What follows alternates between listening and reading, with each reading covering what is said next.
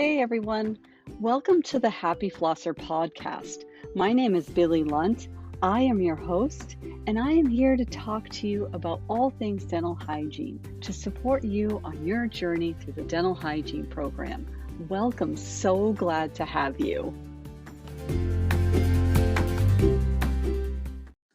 Hey, are you in dental hygiene school or just got your acceptance letter and just started dental hygiene school and you're worried about how you're going to fit it all in, what the evaluations are like, what the key strategies you need to set up in order to be successful?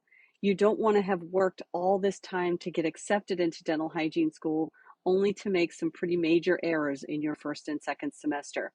I've put together a course that will really help you set yourself straight right out of the gate and get yourself started on the right foot in dental hygiene school. Whether or not you're just entering school or you've done your prerequisites and you're just well on your way halfway through, this course is designed to help get you straight and keep you straight so that you can become a dental hygienist. Click the link in the show notes and check it out. In this episode, I have a guest on, Kim Augustus. She is the owner of BloomRDH. And what I love about Kim is her enthusiasm about helping students as they're about to graduate make that transition from school to private practice or public health, because it's a really big leap.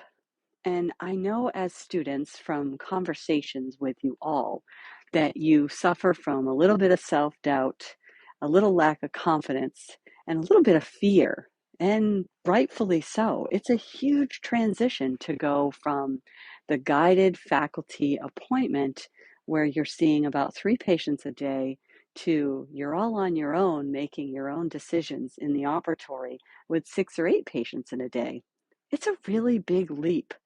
So I was really excited when I met Kim. I heard Kim speaking on a podcast with Jackie Sanders on her RDH podcast, and I just loved her energy. I could feel it in her voice, and you'll do the same when you listen to this.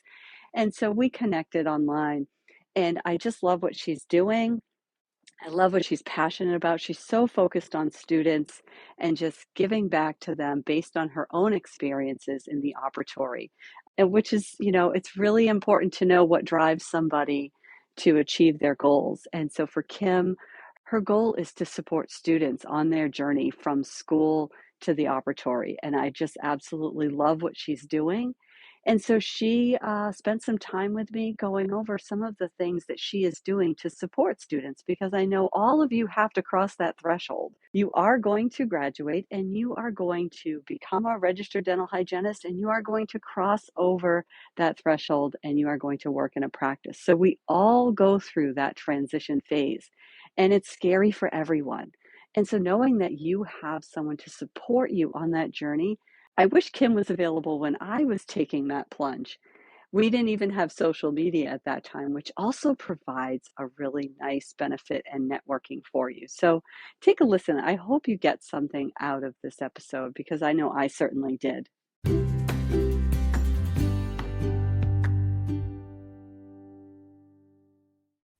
So I have the pleasure of speaking with Kim Augustus today, and she is the owner of BloomRDH, which what I love about Kim is that she is supporting the needs of our new graduates. And so this is why I was so excited to have Kim on our podcast, because I really want students to know that there are resources available to them when they get out into the real world and they leave school.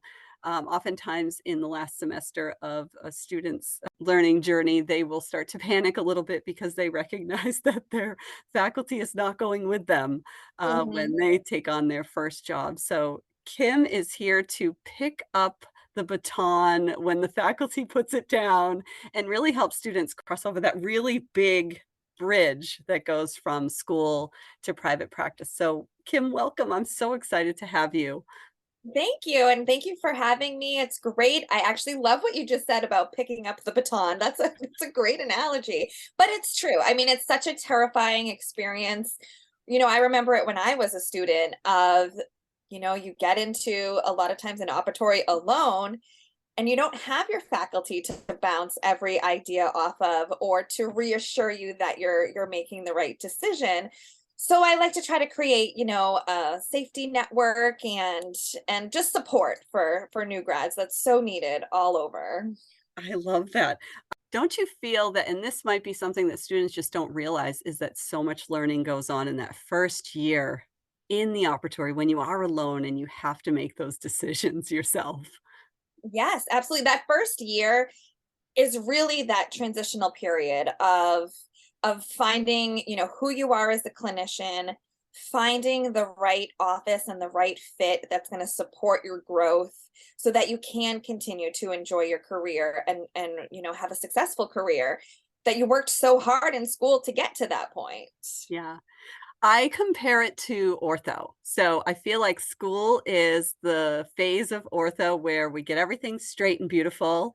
And then you get out into the field. That's where you have your retainer and you have all these choices to make. Do you wear your retainer? Do you not wear your retainer? And what kind of choices do you make that keep that smile beautiful? What kind of choices that do you make to really blossom your career and go in the direction that you want? So how does a student pick an office that helps them foster and grow? How do they do that? That was another great analogy. I love that.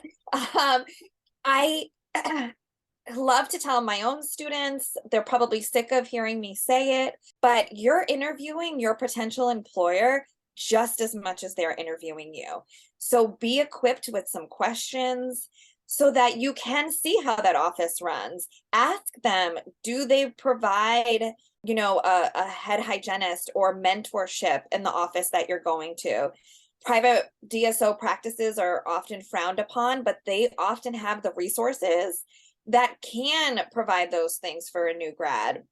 But again, have that conversation with your potential boss. Ask that individual, can we meet monthly? Can you show me areas that you feel I can improve on, or let me know areas that I'm doing really well in? But having that open communication with your boss is going to help build your confidence. It's going to help you learn and grow rather than finding yourself in an office where all of a sudden you're in there and you're back to back 45-minute appointments, or they're double booking you, or you're feeling overwhelmed, you're questioning every decision that you're making. And then that leads to self doubt. It leads to questioning if you've made the right career choice. So finding that, hand holding at the beginning is so important, finding that right fit for you. Yeah, so it sounds like just being really upfront and honest, Hmm. displaying confidence, but also explicitly saying what your needs are. And Yes. that Hey, can I'm a be new grad. I need some extra time as I adjust. Is that something that's okay with you? Hey, do you mind, if you're treatment planning, showing me what you see in the mouth so that I can, get prep the patient before you even come in? I would love to develop a really great co-diagnosing relationship with you. And again, all of these things are hard as a new grad to yeah. have a conversation with. So even I like to practice with my students or my mentees about, let's role play those questions back and forth so that you can get comfortable with what to ask. And then the working interview, that's so important, or even a shadow of an office. How does the team work? Are they helping each other out? Is there a good flow to the office? Does it feel like it's a place that you can fit in? Take a peek at how everything's running. Yeah. So for students that don't know, you said DSO. What is a DSO?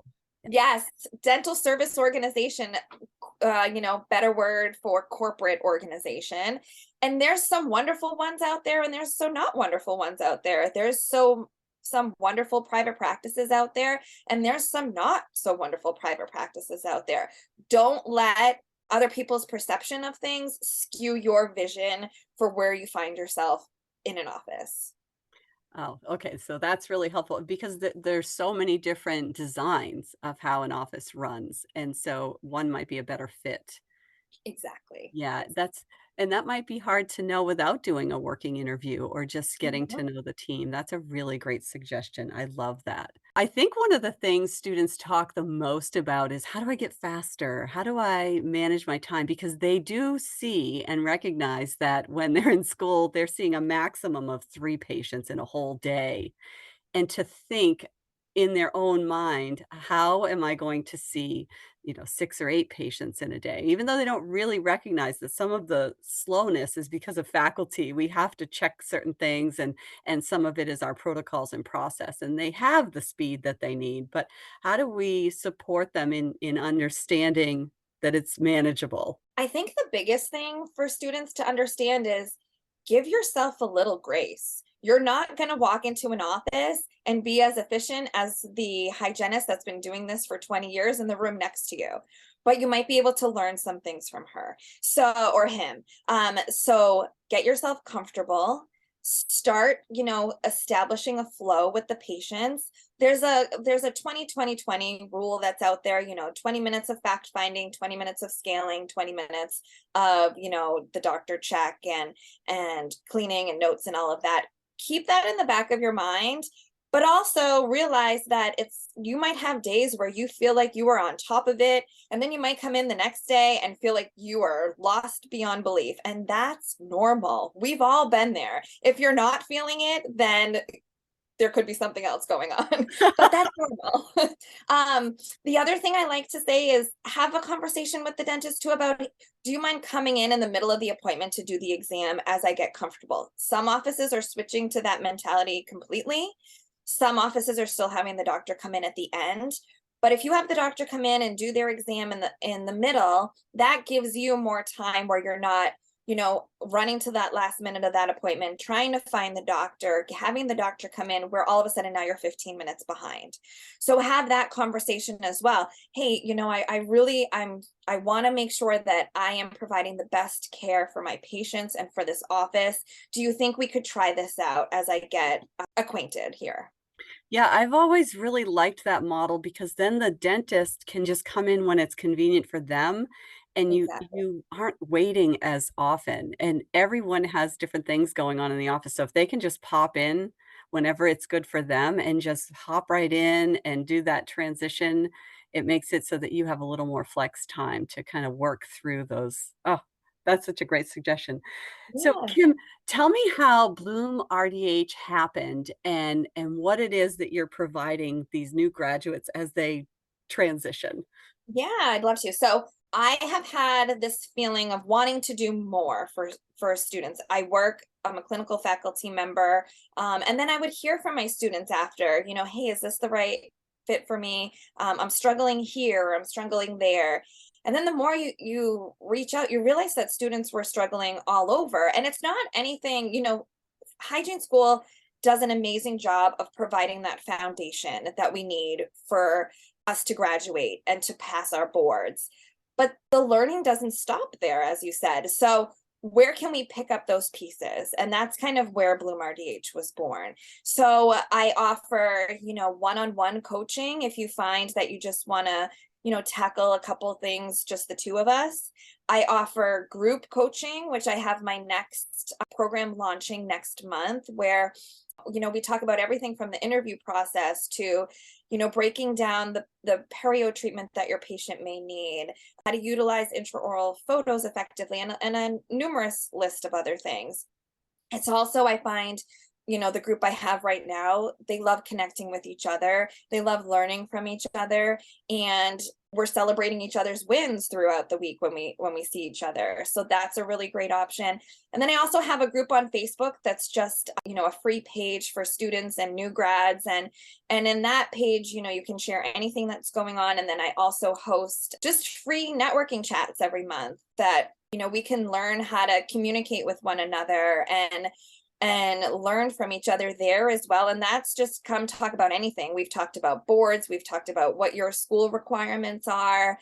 So that's really fun too. So there's lots of different options. Oh my gosh, yeah, that's fantastic. And I don't know if students realize how important networking is. So this provides them right out of the gate an opportunity to learn the benefits of networking so that, because we can't know everything when we graduate. And it feels good to know that you're not alone when you are coming into some of these struggles that we all know you're going to face, right? As seasoned hygienists, I sometimes struggle with the schedule as, and sometimes things just happen. And sometimes having that network helps you get past that hump of self-doubt or maybe, burnout that sometimes occurs when you try to face things alone. So I just love what you're doing, Kim. I think it's Yeah. needed. I think it's beneficial, and I think that it'll really help students move into and navigate into the waters of dental hygiene a little easier. Yeah, and just to touch a little bit more on networking too, networking is so important. You might find as you're working clinically that you want to pursue something else within dentistry. Networking and having those connections with people can open up so many doors that you don't even know are there. So the more you network, the more you meet people. Dentistry, for being such a huge industry, is also so small. So connect with people and you will have some amazing opportunities that arise. Yeah, I myself don't think that I recognized when I first graduated how valuable and beneficial networking really was, and it took me a while. I felt like I was alone in my operatory for quite a long time, just kinda navigating through all the different, ups and downs of dental hygiene, and it wasn't until I started networking with others that I really felt connected and also re-energized, and I just wow, I never thought about certain things that other people would tell me that they were doing, and it just reignited my passion and love for dental hygiene. So I didn't recognize that when I first was a hygienist, that's for sure. So I'm glad that you're kind of making that connection right out of the gate when students first graduate because it's so necessary and beneficial for Right. sure. Right. And there's so many conferences that, we can attend nationally, and you might realize that someone that you've connected with in a networking group is going to be there. And then you already know somebody and you can connect in person, or there's just networking is so great. And it is something that I didn't realize for years in my career. I would go to conferences, I'd sit in my class and I'd leave, and you'd miss out on all of these opportunities that are there. Well, and that's the thing, it's like when you know better, you do better, and you Yes. don't know what you don't know, and when you go to a conference and you know a couple of people that are there because of maybe you're on a similar Facebook page or you've networked together, online. It could be just online and they're going to that event. When you go, it just creates such a more enriching and connected experience when you go to these conferences. So you can get together. It feels a little more like you're looking forward to something. And then there's so much more conversation that occurs and a lot more growth potential for you personally in your profession. So I just love that. And I don't know how I missed that the first Right. Me decade too. of my Me career. too. I agree. I agree. So, well, what you're doing is great. The students can just benefit so much from it. I'm so glad that you took the time to come on to share that with them. And I appreciate all you're doing. And I'm looking forward to connecting with you. I know I'll be at RDH Evolution. You said you'll be there. I'll definitely Yes. be there. We can show what networking looks like. And, Exactly. and Exactly. our It's so students fun. it's gonna be awesome, and our students can benefit from knowing what's out there just, through all of their connection with social media. It really Hmm. helps them to get and stay connected with one another, so thank you for what you're doing, Kim. Yeah, thank you. And social media is great. And I'm reaching out to so many schools and speaking with graduating classes, because as an instructor myself, my students probably tune me out by this time. So I like to come into a school kind of and present myself as the fun aunt, right? Like I'm going to come in and, you can hear the same thing, but from a different voice, and it can be so much more powerful. So it's a great way to connect with everybody. Yeah, I love that, that's a good point. My students probably aren't listening to my podcast because they're like, "Oh, it's her voice again." That's I'm glad to know, though, that I can be somebody else's fun aunt. Maybe there's Right? students at other schools listening in. I love that. Thank you, Kim. Thanks. I hope you guys recognize that you have a lot of people in the field that are cheering you on, that are on the sidelines, supporting you, guiding you, and they're there to help you. On this journey, there's going to be lots of bumps, lots of questions, lots of concerns, lots of celebrations, lots of things to be excited about. Pat yourself on the back, be kind to yourself, and know that people like Kim, people like myself, are right there to help you through those challenging times and to celebrate with you when you have a win.